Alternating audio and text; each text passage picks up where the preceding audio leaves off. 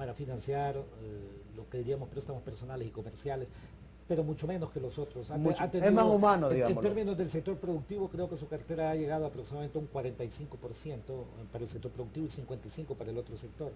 Pero es más adecuado. Ahora, fíjese que hay otro tema también, Alan. El problema es que tener un exceso de liquidez penaliza a toda la sociedad. Porque como le dije, en primera instancia no contribuye ese exceso de liquidez al recurso. ¿Sabe qué es lo que ocurre? Que el Estado es el principal gestor para absorber esa liquidez. ¿Y para qué? Para fines improductivos. Algunos de ellos para la corrupción, a otros para financiar el gasto, si le parece, corriente, o sea, en otras palabras, sueldos y salarios, etcétera, etcétera, del Estado. Así ha ocurrido. Por eso es que ahora somos un país altamente endeudado y fundamentalmente en materia de deuda interna. Deuda interna. Me explicaban más de 40.000 millones de lempiras que los debemos en deuda interna. Eso representa, en términos del presupuesto del Estado, le hago una aclaración al ministro de Finanzas, porque dijo que era 1/3 del PIB. No, no es cierto. Es 1/3 del presupuesto de todo el sector público. Pero es aproximadamente 2/3 del gobierno central. Es esa magnitud.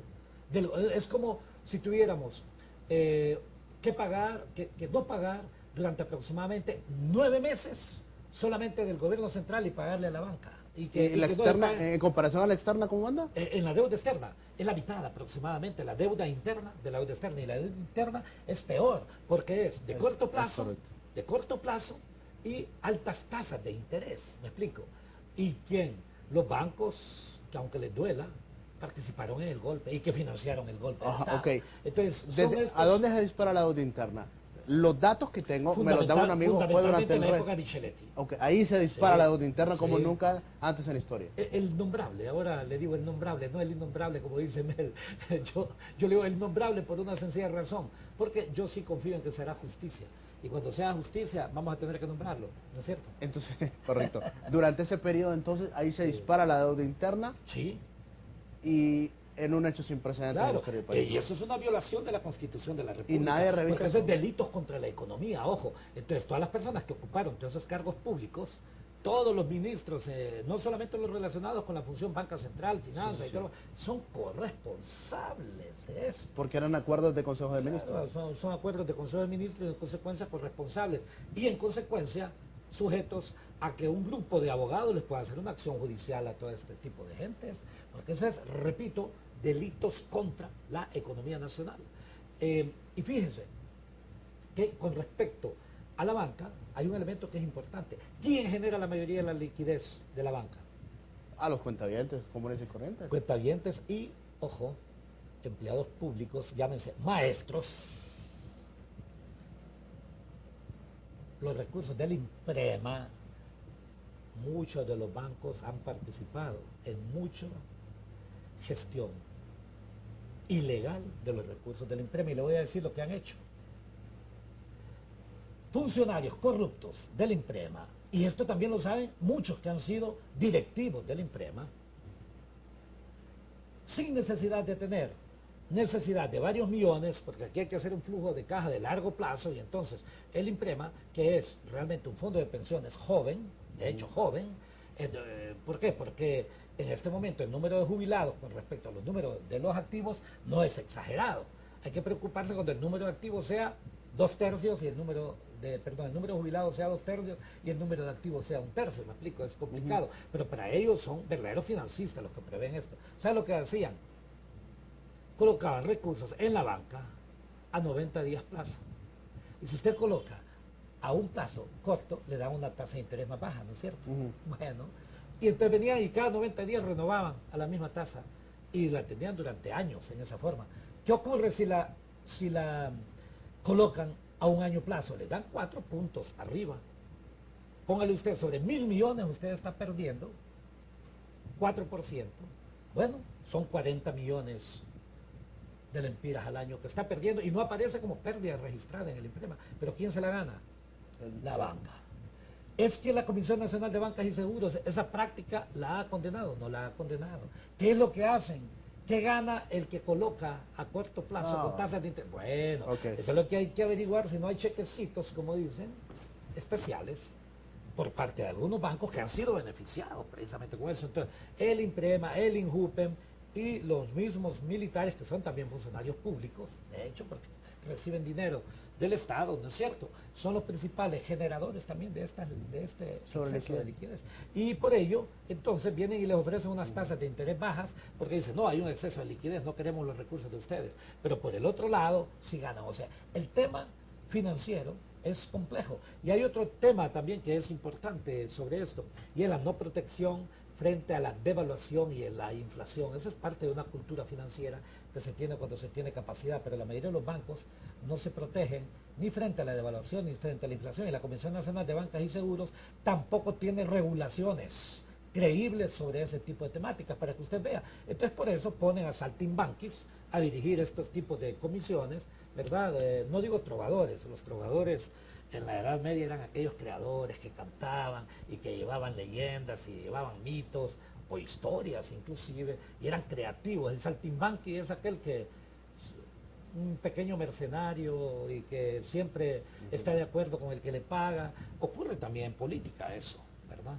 Tenemos infinidad de saltimbanquis por otro lado. Permítame hacer una pausa, vamos a ir a una pausa. Me acompaña el doctor Nelson Ávila, un máster en economía, está platicando con nosotros Doctorado acá. tengo también, y lo digo Y con máster en doctorado, bueno, y mucho más. No lo digo por soberbia, simple y sencillamente es parte de mi historia personal. Profesional, ¿no? Y también me ayuda para que usted sepa que es una persona muy calificada que está aquí en el programa abordando este tema. Póngale mucha atención. Voy a una pausa, al retorno seguimos con este y otros temas que usted tiene que saber.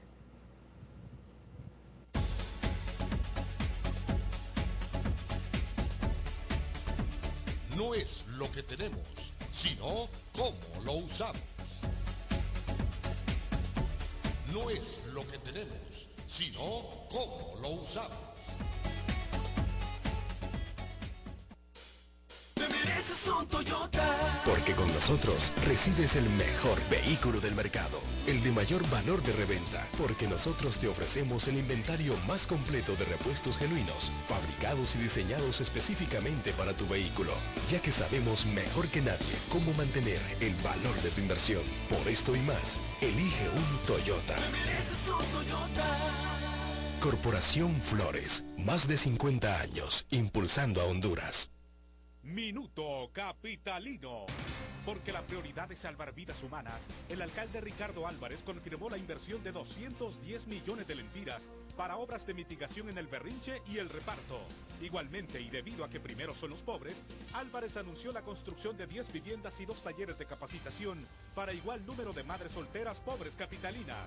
Además, la señalización de la calle La Salud, con el fin de ahorrar combustible, y el inicio del proyecto de restauración de puentes, canchas y áreas verdes de la ciudad, por una capital 450. Se confirmó también, para preservar el casco histórico, la vigencia de la ordenanza que impide que los vendedores regresen al centro de Tegucigalpa, y un convenio para brindar mayor seguridad y la promoción de eventos culturales en el mismo. Minuto Capitalino.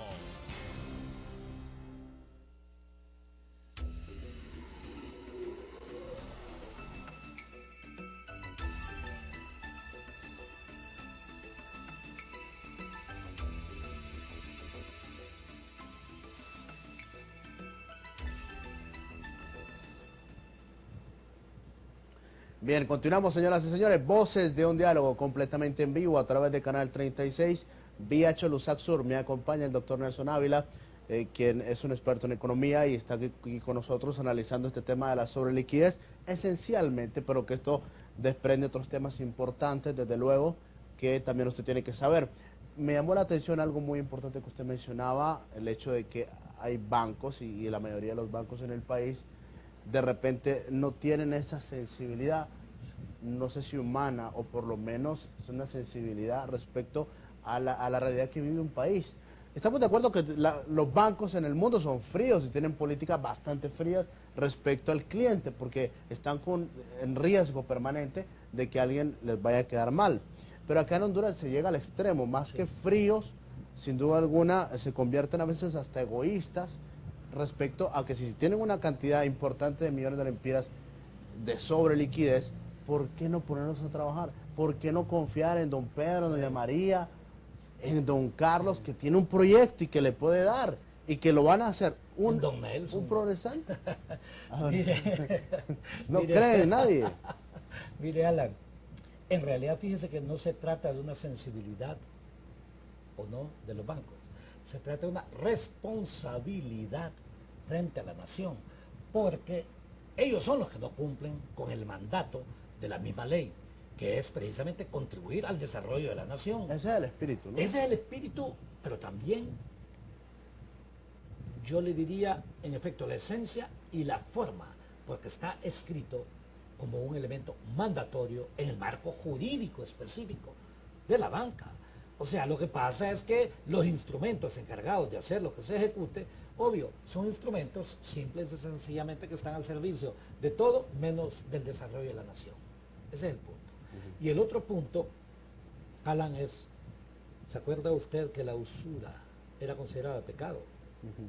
Fíjese que inclusive el rompimiento que se da entre el protestantismo con Juan Calvino, fundamentalmente en Suiza, con respecto a la Iglesia Católica, es porque hasta ese momento el catolicismo en efecto consideraba el préstamo como usura y en consecuencia como pecado, ¿verdad? Para que lo veamos desde la perspectiva filosófica.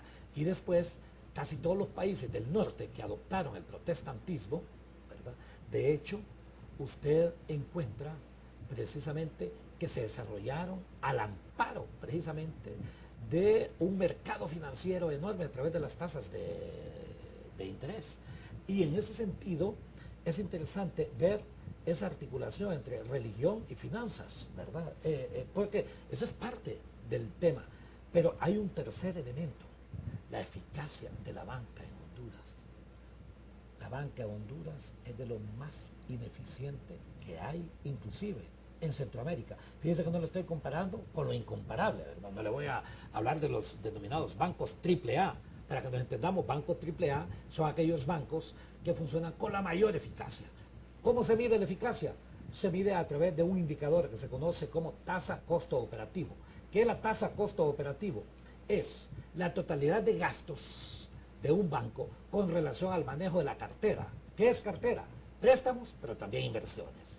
Entonces, si usted divide la totalidad de gastos, fundamentalmente gastos administrativos, con respecto a la cartera, entonces si le da 3%, eso significa que usted invierte 3 centavos para administrar una empira, ¿no es cierto? Esos son los bancos AAA, ¿verdad? Bancos AAA.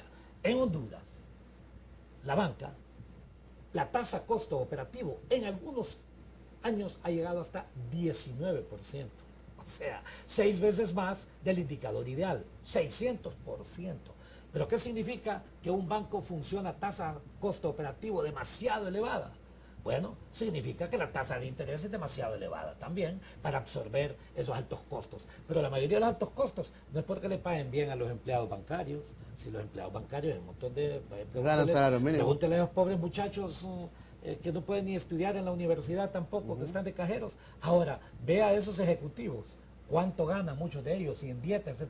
Ahí donde se ve una alta tasa costo operativo, que es de hecho una distribución de ganancias de la banca disfrazada de costo. ¿Me explico? Como el Banco de los Trabajadores. Bueno, fue un ejemplo claro, ¿no? El ejemplo claro en el Banco de los Trabajadores, por ejemplo.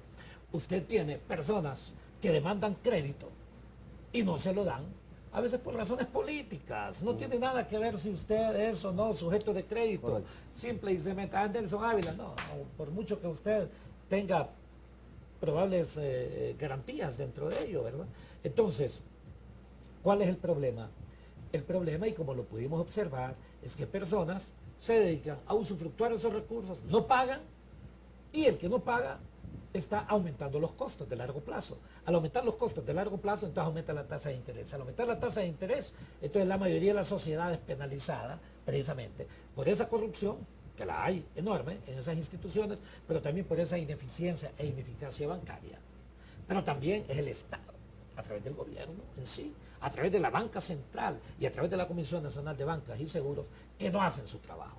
Las políticas monetarias, cambiarias y crediticias, que son 3 tipos de políticas macroeconómicas fundamentales en todo Estado para lograr, en efecto, orientar los recursos hacia los fines productivos. Otra cuestión, le voy a decir, ¿por qué los recursos del Estado no están en bancos del Estado? ¿Se ha hecho usted esa pregunta?